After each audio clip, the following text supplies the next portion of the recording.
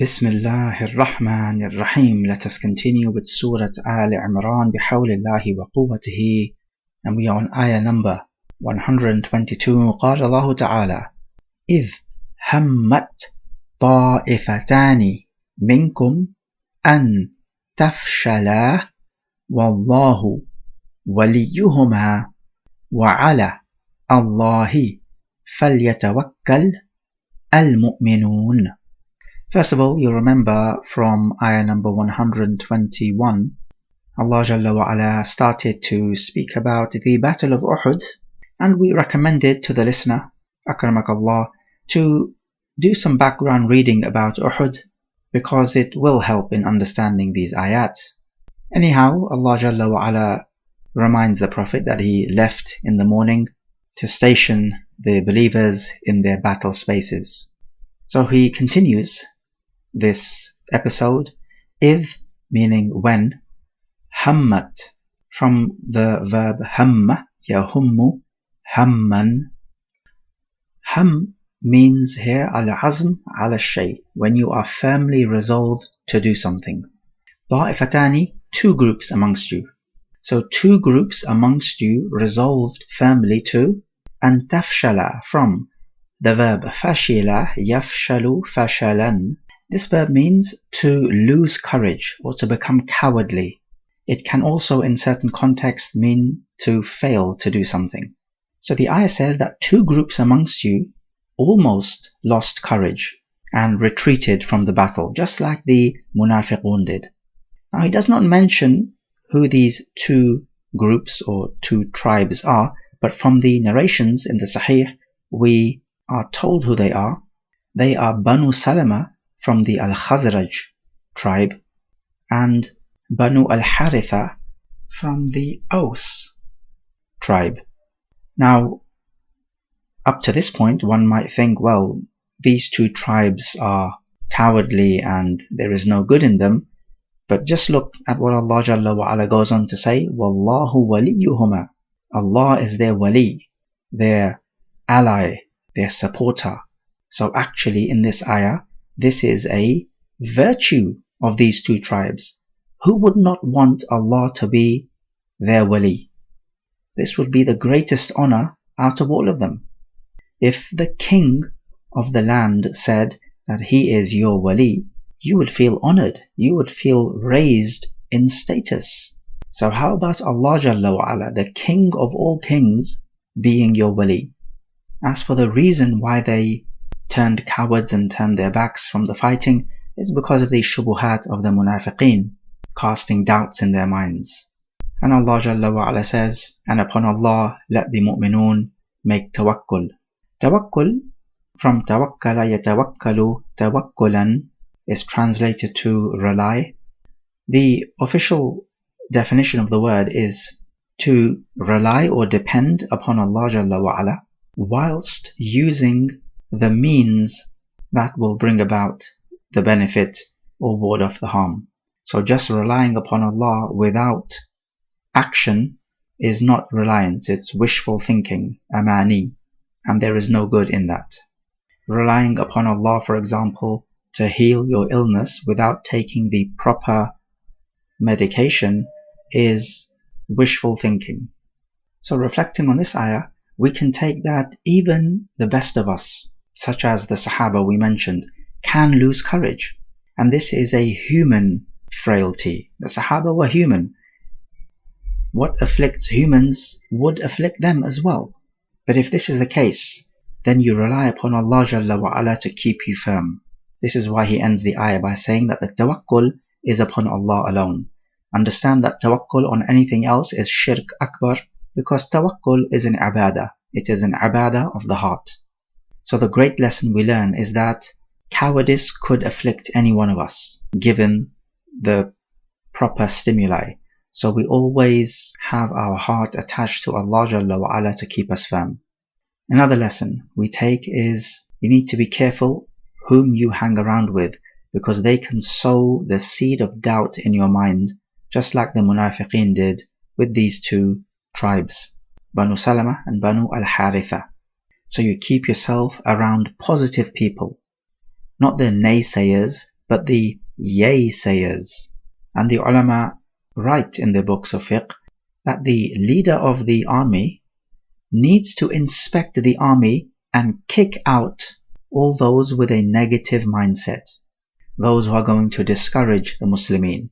For example, they will say, oh look, the enemy has just too much power, we have no chance against them. These types of negative words and negative thoughts are contagious. You need to avoid people like this, just like you might avoid people who have contracted the plague. So the important lesson is, choose your surroundings wisely. You must be surrounded with positive-minded people, not negative-minded ones.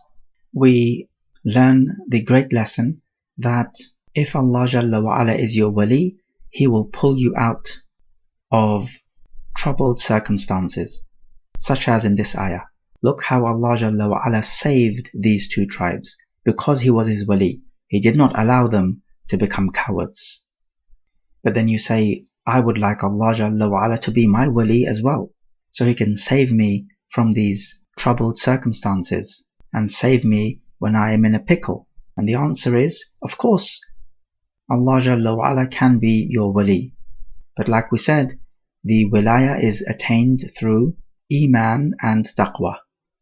We also pick up the obligation of tawakkul, and we also learn that the stronger your Iman, then the stronger your tawakkul will be. Because notice how Allah links tawakkul to Iman, which means the more Iman you have, the more tawakkul you will have, and the less so, the less so. Ayah 123. وَلَقَدْ نَصَرَكُمْ اللَّهُ بِبَدْرٍ وَأَنْتُمْ أَذِلَّةٌ فَاتَّقُوا اللَّهَ لَعَلَّكُمْ تَشْكُرُونَ. Now, وَلَقَدْ is an emphasis using three things. The waw is the waw al-qasam. It's like saying wallahi, but it's just the waw being used as a shortcut. The lam is there for the emphasis, and the qad is used often in a perfect tense to emphasize the past tense. You say, I wrote a letter, that's past tense, versus I had written a letter. This is a perfect tense because of the auxiliary verb had. It is more emphatic, and this is the function of the qad. It's used to emphasize. So we have three emphases. Nasarakum Allahu, Allah had helped you. Bi Badrin, at Badr. This is talking about a battle of Badr. Badr is the name of a well in that particular place. So the place was called Badr, named after the well, which is in turn named after the man who dug it, who was called Badr from the tribe of Juhayna. وَأَنْتُمْ أَذِلَّةٌ, when you were adilla, this is the plural of dhalilun, from the verb dhalla yadhillu, dhullan, which can mean humiliated or lowly. Here it means weak, because the Muslimin militarily were much weaker than the mushrikeen. They were around 313, where the mushrikun were at that time 1,000. This is at the Battle of Badr. And then he says, have taqwa of Allah, la'allakum, so that you, this is a ta'leel, may be thankful or grateful. Now one may ask, why is Allah Jalla wa Ala making mention of Badr when the context is about Uhud? And the answer is, as is well known, after the Battle of Uhud, the Prophet and the Sahaba were beaten and battered, and the Quraysh had the upper hand. As for who won the Battle of Uhud, then that's actually debatable amongst the scholars, but let's leave that. What is not debatable is that the Muslims took quite the battering, and it completely deflated their morale, and they were broken psychologically. It was not like Battle of Badr when they were elated and there was euphoria amongst the Muslimin in Al-Madinah. So Allah Jalla wa Ala is reminding them of the good times of the Battle of Badr, telling them that it's not all bad. You've had your successes, so do not be despondent. And also, the fact that they won the Battle of Badr was because they had reliance upon Allah Jalla wa Ala. As for them losing the Battle of Uhud, essentially it was because the archers standing on the hill came down for the war booty when the Prophet had told them to stay put until I give you the order otherwise. So they were drawn in by the glamour and glitter of the worldly wealth. And it means to tell the Muslimin that even if you have suffered a heavy loss in this battle, you still owe Allah Jalla wa Ala your taqwa and your thanks. So shukr is a key word. Shukr meaning gratitude. Giving thanks is different to different people and contexts and occasions. If you're crossing the road and a car driver stops his car to let you walk, then for you to show thanks would be raising your hand in the air or giving him a thumbs up, and that would be appropriate thanks. Can the same be applied to Allah Jalla wa Ala? Do you just give Allah a thumbs up? No, thanks is different. Giving thanks to Allah Jalla wa Ala simply means obeying Him with ikhlas and in accordance with the Sunnah. It is done with the heart when you feel and recognize and know that Allah is your sole benefactor. Any other benefactor you have has to come through Allah Jalla wa Ala, and it is done through the tongue by the dhikr of Allah and words which will please Allah, and it is done through the limbs, which are your physical acts of ibadat. Note also what comes under the category of the tongue is to speak about the ni'mah of Allah. So if you are enjoying some ni'mah of Allah, always give the credit back to Allah Jalla wa Ala, as He tells us, وَأَمَّا بِنِعْمَةِ رَبِّكَ فَحَدِّثْ. So for example, you passed your exams in school, that's great. Give the credit to Allah Jalla wa Ala.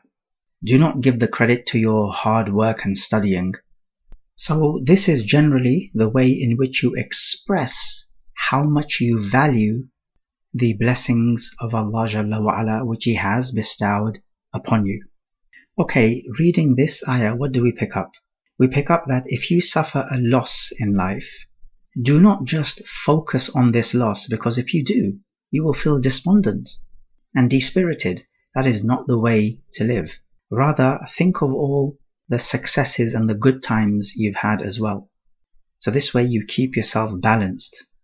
You see, this is what Allah Jalla wa Ala does. He reminds them of their success after they suffered this heavy loss in the Battle of Uhud. We take that victory is from Allah Jalla wa Ala, as it was in Badr, and any loss also has its wisdom. We take that if someone is lowly and humble to Allah, then he is closer to the help of Allah, because Allah says that He helped you when you were few in number. So this would mean that you will be more humble and not prideful.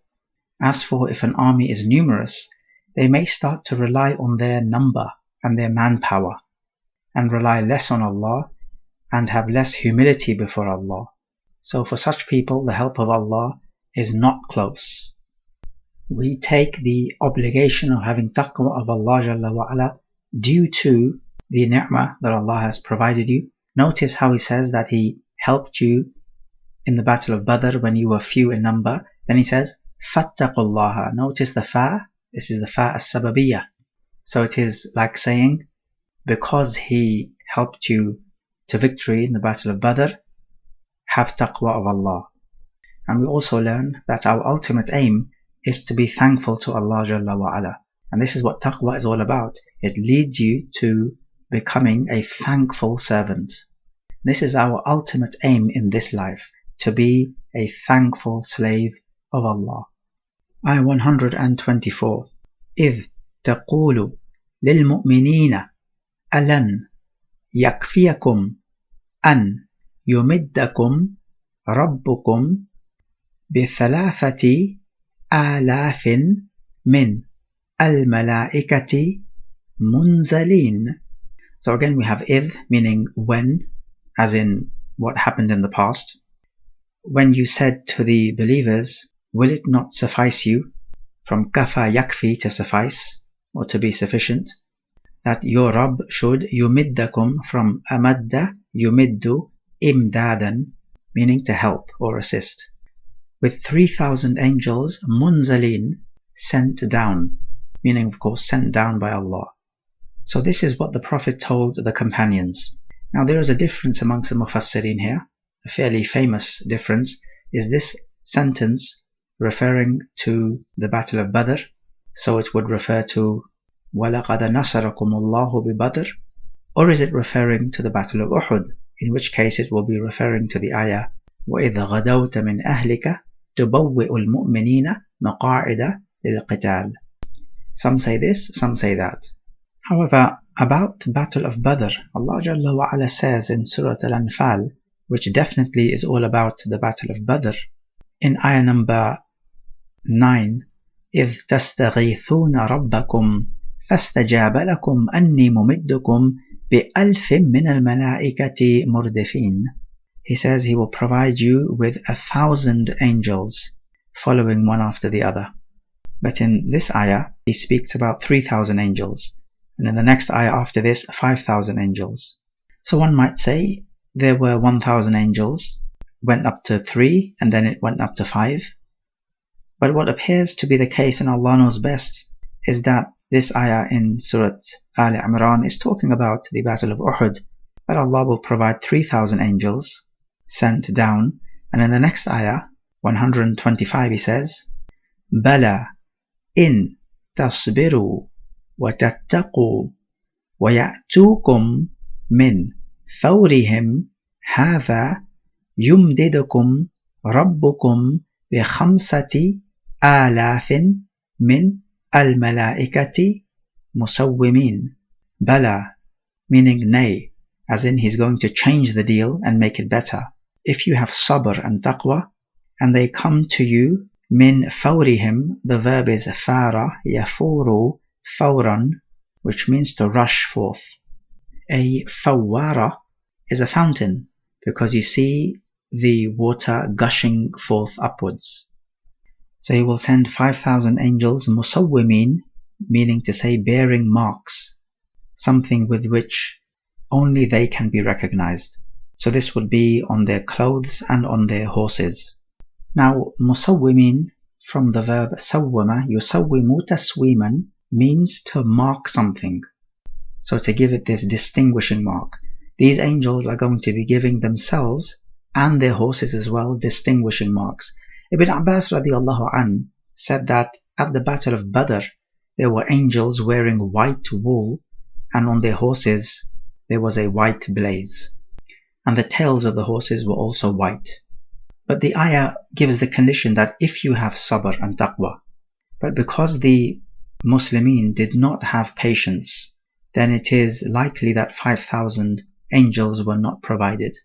But one might ask, is there really any need to provide thousands of angels? Would one angel simply not be enough to vanquish the whole opposition army?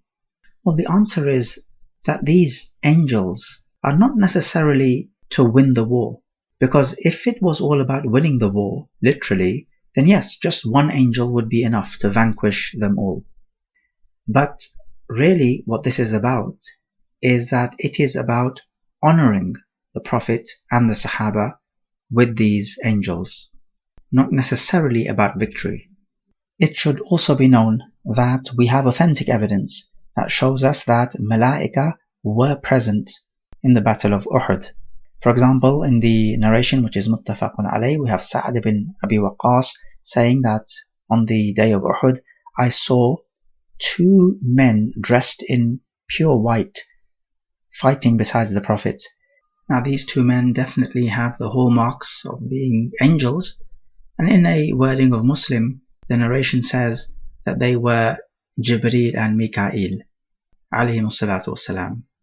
So reflecting on these 2 ayatan, we take the lesson of positivity, not negativity. Remember, we spoke about certain people who are so negative, they're always focusing on the losses and how you're not going to succeed and how you have no chance, and that you need to steer clear of such people. In this ayah, the Prophet is telling the companions, look, Allah Jalla wa Ala will aid you with 3,000 malaika, and then He goes on to say 5,000 malaika. This is positive talk. It encourages people. It emboldens them. It brings positive energy into the equation. As opposed to people saying, oh, the enemy is far too strong, far too numerous, they have far too much capability, and look at us, we are only few, we do not have the manpower, nor the weapon power, how can we possibly win? This is the negative talk that you need to be aware of. Such people should not enter your circle. We take that malaika, angels, exist, and that Allah Jalla wa Ala can send them down to help the mu'mineen. But not just to help them, but to honor them as well. As we mentioned earlier, we take the obligation of sabr and taqwa, and that this is the cause of the help of Allah Jalla wa Ala descending on you, whether this be with angels or other than that. It is the cause of the nasr of Allah. We take that the presence of the malaika in your vicinity is a rahmah, which means if they are deprived from your vicinity, this is a type of punishment.